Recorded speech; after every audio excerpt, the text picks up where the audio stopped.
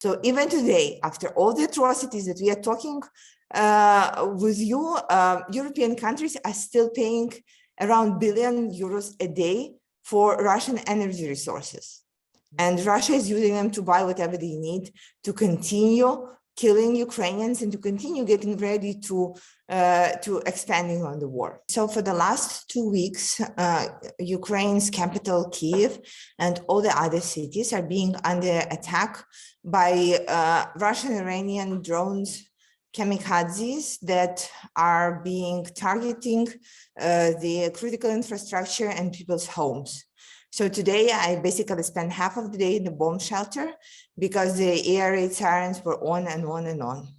As of right now, 30% of Ukraine's critical infrastructure, energy infrastructure, is being destroyed or damaged by the result of these attacks and explosions. So Putin is announcing not only that the winter will be cold, he is announcing for us that winter will be dark.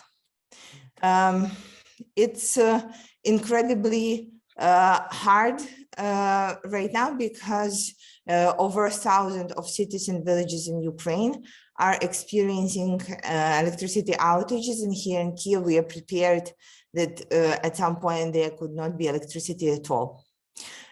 This goes along with Putin disconnecting the largest nuclear station in the whole Europe, Zaporizhia electric station, from the Ukrainian grid. This happened, all this happened as a result of Ukrainian forces actually taking back Ukrainian territories and committing successful operations, freeing up more and more of our territories and our people. The issue and the most painful thing is that everywhere where our cities been liberated, we see three things. First is the torture rooms. Second is mass graves. And third is as many women who were raped and sexually assaulted. And this is not something that we only have seen in Bucha and Irpin. This is something that we have seen everywhere. So this is a part of how Russians are going with this war. Kira, does this represent, I mean, from the West, it feels like there's been a ramping up. This feels like ever since the bombing of the bridge to Crimea, that in the last few weeks, there's been a significant ramping up from Putin on that side. Is that an accurate assessment? Yes, it is. So Putin announced military state martial law in the territories that he recently annexed. We see it as a new way of actually evacuating people and moving people inside the territories. And, there are so many people who think that when Russians conquer territories and just like the border moving here and there, it is absolutely not correct. What we see is happening at the temporary occupied territories is that human rights are being people are being stripped of the human rights there. And we see it in so many ways. We see it with so many evidences. So today, the main question that we see is what else needs to happen so we would receive everything that we have asked for in terms of the weapons and Air Force protection systems. Because our asks since the day one did not change. We were asking for a means to protect our skies, because what the kamikaze drones and all the missiles and rockets are is something that you as a person cannot protect yourself from. There is no way that you can do anything. Kamikaze drones that have been dropping out of the skies, allegedly supplied by Iran. Talk to me about these kamikaze drones. Well, they are not allegedly supplied by Iran. Iran at some point admitted that it was them, then they denied that it was them, but we have quite a few statements from the Ukrainian military forces where they are opening up the drones and showing that these are Iranian drones, Shahids, that were just renamed by Russians, but they have all the the parts and the setup of the Iranian drones. And there was a statement yesterday that was made by Iranians saying, yes, we were selling something to, we were selling drones to Russia, but do we care what Russia is doing with the drones after that? So yesterday, Verkhovna Rada, or Ukrainian parliament, made a statement where we demand additional sanctions on Iran.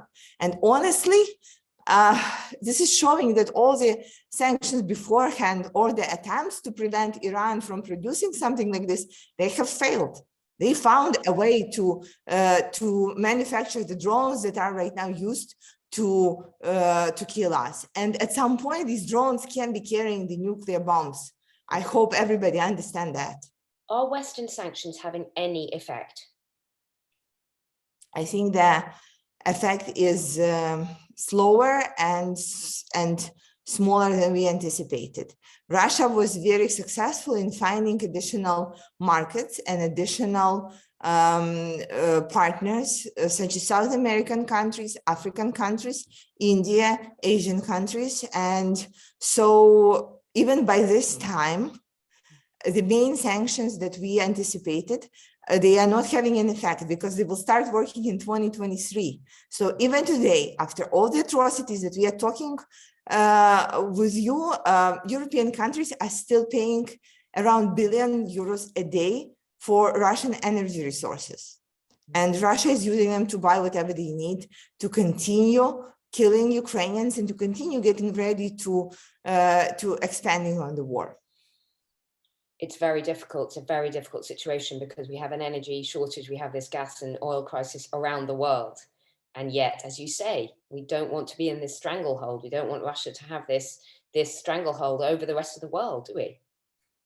Absolutely. So I think that one of the major mistakes that have been made was still sticking to the Russian energy needle. But it takes decades to set up alternative sources, doesn't it? And this is what all the countries are grappling with now, is setting up alternative sources of energy.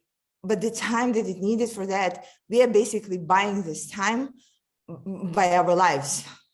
And so 2 days ago, the explosion happened just like 2 minutes drive from where I am.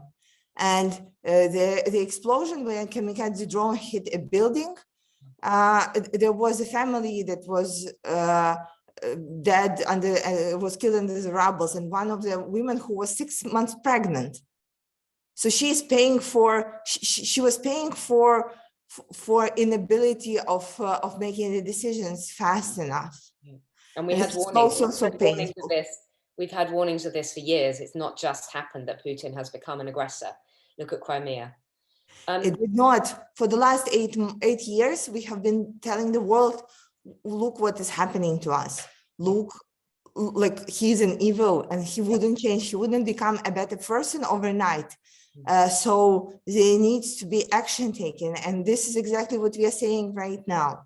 Yeah, you talk about what Ukrainians want. You refer to that, and we saw Zelensky asking the G7 virtually, asking the G7 for more resources, more support. What do Ukrainians want now? Do they want more tanks? What else do they want? We need Air Force protection system. This is the first thing, and we need that enough so we can protect the remaining critical infrastructure and our cities and our homes. This is essential. This is a life or death question for us. Second, we need weapons, wide range weapons. We need tanks. We need anything that would help us to restore our control over the cities that are Ukraine. Third, what we need is, of course, we need the supplies, because we are very short of that. We are not producing any weapons or supplies. And then we need right now, again, support with the fuel and energy resources.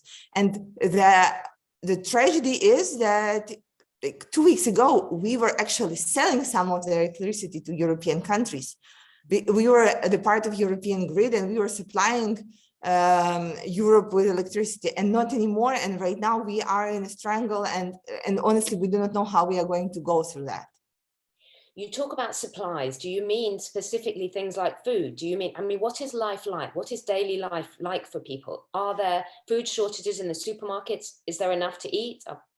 So I'm in the capital of Ukraine, in Kiev. There is no shortage of food right now here, but there is obviously shortage in the east, and the farther it is to the temporary occupied territories.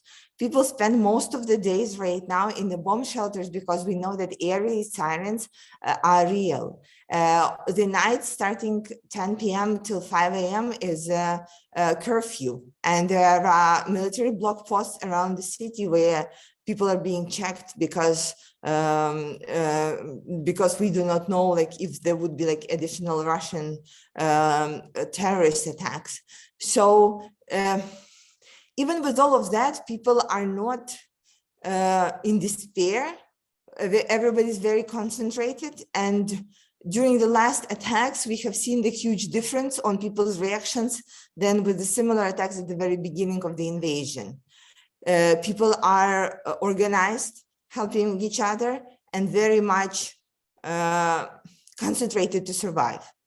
People are helping our authorities and helping our firefighters when it is needed.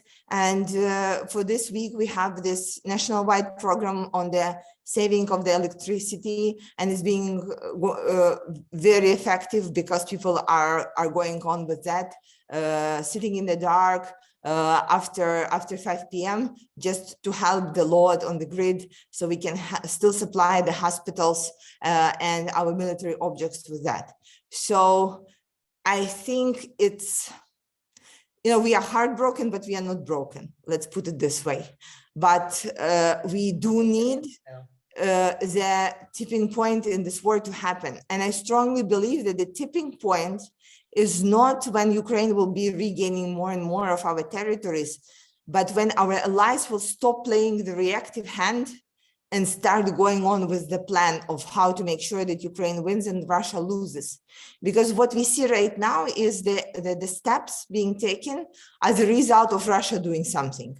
So Russia is doing that, then we see the feedback, the reaction from the West. Russia is raising up the stakes, then we see the feedback from the West. It needs to be vice versa. The moment the initiative will move to our Western allies, then we will know that we are winning this war, and we will know that the tipping point has passed. Indeed. Do you get any sense of how this plays out? Of any sense of what Putin is planning next? I mean, as you say, you refer to winter there. We're going into the coldest winter months, presumably in Ukraine and Russia. Conditions are only going to get tougher.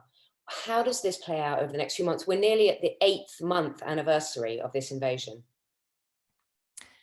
We are all worried of Putin using and resorting to nuclear, of course. I have my backpack with everything prepared for my family hidden under the stairs. A backpack? Yes. Can you tell me any more about that?